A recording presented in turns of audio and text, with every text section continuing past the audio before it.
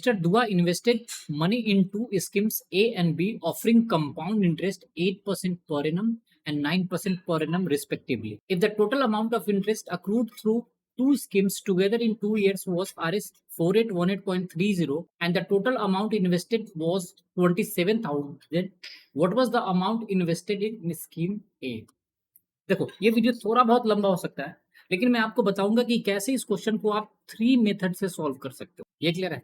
जब भी आप कॉन्सेप्ट का टेस्ट हो ना, तो आप सारे कॉन्सेप्ट को लाकर सोचो, सारे क्वेश्चन लाकर क्वेश्चन को सॉल्व करो, सो दैट आपका बहुत सारे टॉपिक पे एक साथ कमांड हो जाए। ये क्लियर है? जो फर्स्ट मेथड हम अडॉप्ट करेंगे वो SICI का ही कॉन्सेप्ट होगा। ये क्लियर है? उसके बाद हम एलिगेशन कॉन्सेप्ट का यूज करेंगे। ये क्लियर है? उसके बाद हम एवरेज कॉन्सेप्ट का यूज करेंगे।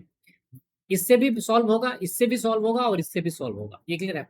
तो सबसे पहले देखते हैं सिंपल इंटरेस्ट और कंपाउंड इंटरेस्ट। 8% पर एनम पे अमाउंट अगर इन्वेस्ट हो रहा है बच्चों, तो 2 साल के बाद कितना टोटल इंटरेस्ट मिलेगा? वो सिंपली मिल जाएगा 16.64%। ये क्लियर है?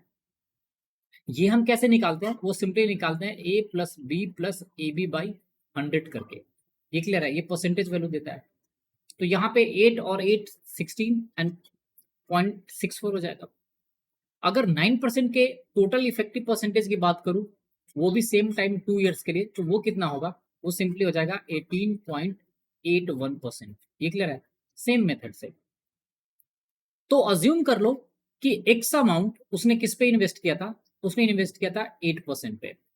तो टोटल 27,000 माइनस एक्स अमाउंट किस पे इन्वेस्ट करेगा? वो इन्वेस्ट करेगा 9% के रेट। सो अगर मैं 8% पे टोटल अर्निंग की बात करूं बच्चे, तो वो कितना हो जाएगा?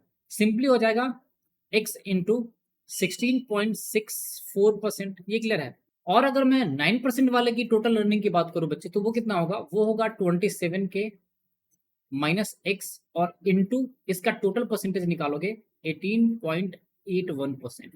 ये क्लियर है? और इन दोनों का सम किसके इक्वल होगा बच्चों? इन दोनों का सम इक्वल होगा जो टोटल इंटरेस्ट था, वो कितना है? वो है 4818.30। आई होप इतना तक समझ में आ गया। नाउ इसको फर्दर सिंप्लीफाई करोगे बच्चे, तो क्या लिखोगे? आप लिखोगे x इंटू 16.64, परसेंटेज के लिए 100 कर दो, प्लस यहां पे भी आप क्या करोगे? 27,000 माइनस एक्स इंटू परसेंटेज के लिए आप क्या कर दो? 100 कर दो, तो 18.81 और डिवाइडेड बाई क्या हो जाएगा? 100। और ये किसके इक्वल है? 4818.30। 100 को एलसीएम लेकर आप राइट हैंड साइड में मल्टीप्लाई कर सकते हो, तो ये वैल्यू कितना आ जाएगा? x इंटू 16.64 प्लस आप लिखोगे 27,000 इंटू 18.81 एंड माइनस आप लिखोगे 18.81 x, और ये किसके इक्वल हो जाएगा? ये हो जाएगा 4818 और ये हो जाएगा 30। 18 माइनस 16 करोगे तो 2 और 81 माइनस 64 करोगे तो 17 आएगा। तो इन दोनों का वैल्यू हो जाएगा बच्चों -2.17x। ये क्लियर है? इसको मल्टीप्लाई करो तो क्या होगा? 2 0, तो इसको 2 0 को खत्म करने के लिए होगा, तो अल्टीमेटली ये मिलेगा 1881 और इंटू क्या हो जाएगा? 270 इज इक्वल टू होगा बच्चे 481830। यहां से आप फर्दर कैलकुलेट करोगे, इन दोनों को मल्टीप्लाई करोगे बच्चे, ये तो मैंने अलग से मल्टीप्लाई कर लिया, तो ये वैल्यू आएगा -2.17x। ये वैल्यू आ जाएगा बच्चों आपका 5078 और 70 होगा। ये क्लियर है?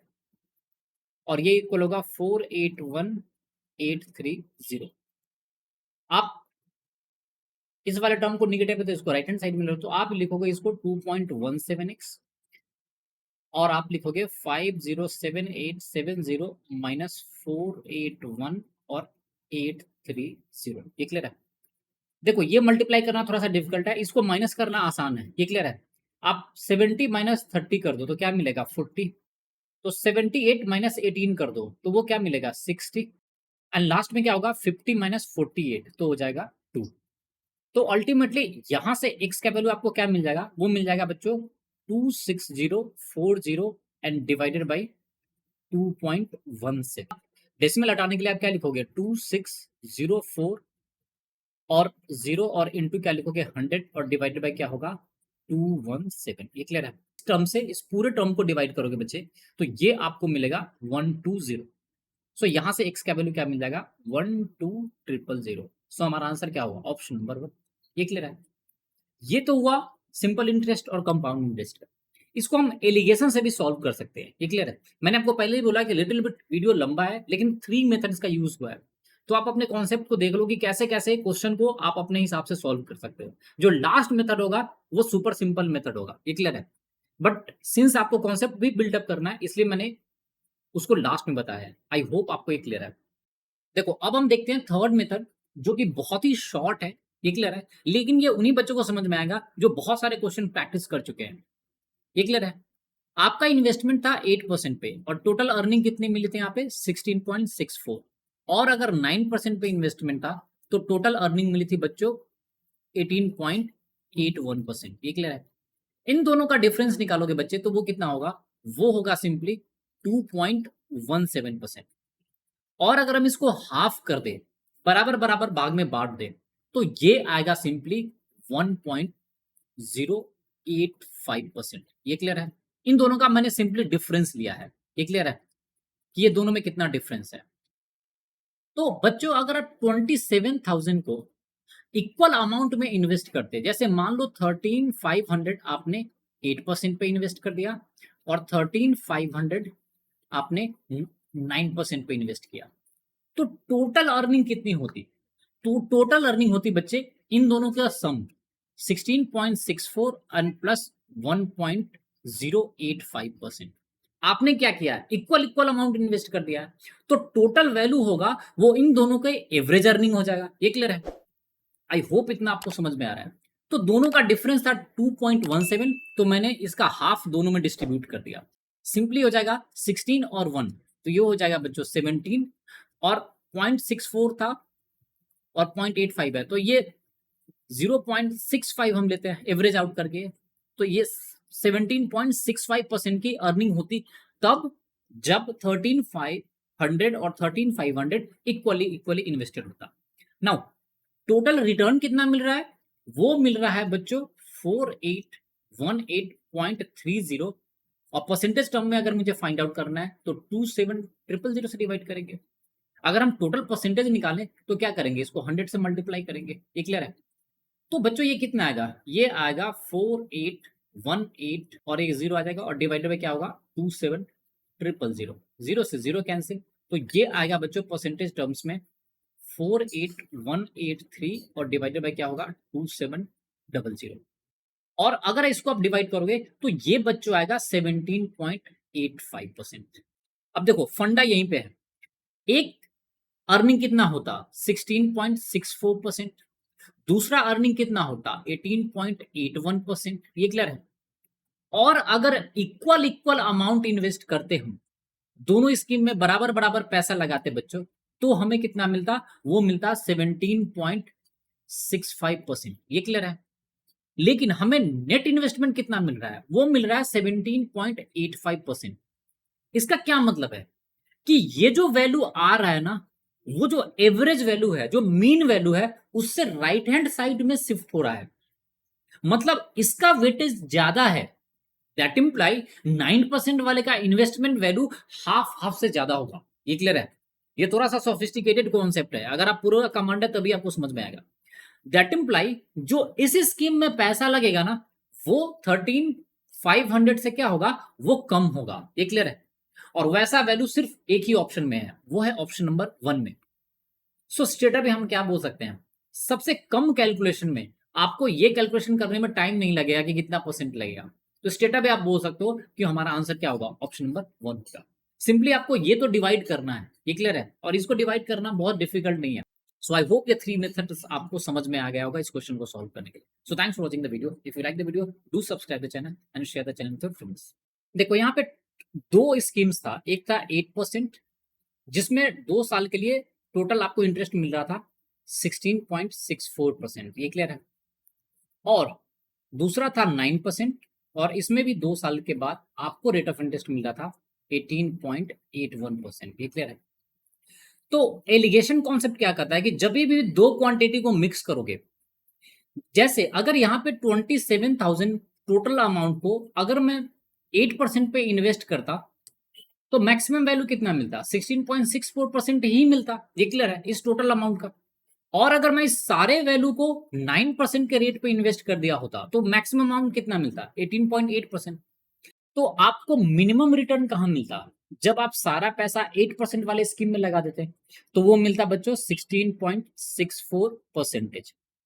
मैक्सिमम रिटर्न कहां मिलता, जब आप 18.81% अर्निंग करते, जब सारा इन्वेस्टमेंट 9% होता।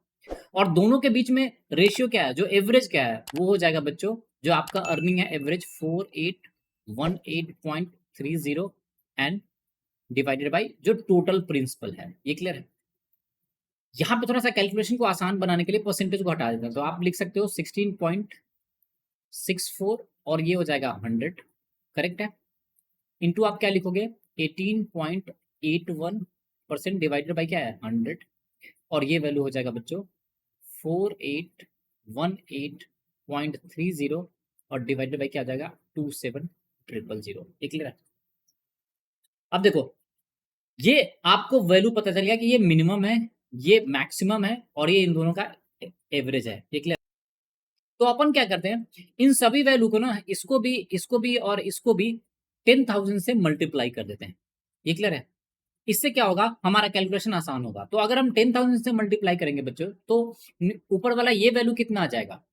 तो अगर हम 16.64 डिवाइडेड बाई 100 को अगर 10,000 से मल्टीप्लाई करेंगे बच्चों, तो क्या होगा, 2 जीरो तो इसको कैंसिल आउट कर देगा और 2 जीरो से इसका डेसिमल खत्म हो जाएगा। ये क्लियर है। तो ये वैल्यू हमें सिंपली मिल जाएगा 1664। ये क्लियर है। अगर मैं सिमिलरली इसमें 10,000 से मल्टीप्लाई करूं बच्चों, तो क्या मिल जाएगा, हमें मिल जाएगा 1881। ये क्लियर है। और मिडिल वैल्यू क्या मिलेगा, 10,000 से मल्टीप्लाई करेंगे तो, और मिडिल वैल्यू क्या मिल जाएगा, 10,000 में 4 जीरो, तो 3 जीरो से तो ये कैंसिल हो जाएगा और एक डेसिमल 0.3 को हटा देगा, तो मिडिल में आपको वैल्यू मिलेगा 48183।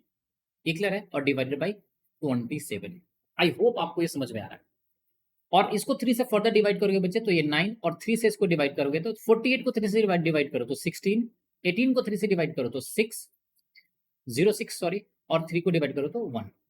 तो आपको वैल्यू मिल गया 1664, 1881, और मिडिल में मिल जाएगा 16061 डिवाइडेड बाई क्या हो जाएगा 9। ये क्लियर है। ये है एलिगेशन। तो यहां पे आपको टोटल वैल्यू कितना मिलेगा, जो इन दोनों का डिफरेंस है। ये क्लियर है बच्चों। तो इन दोनों का डिफरेंस कितना आएगा, 1881 एंड माइनस आप लिखोगे 16061 डिवाइडेड बाई क्या है 9।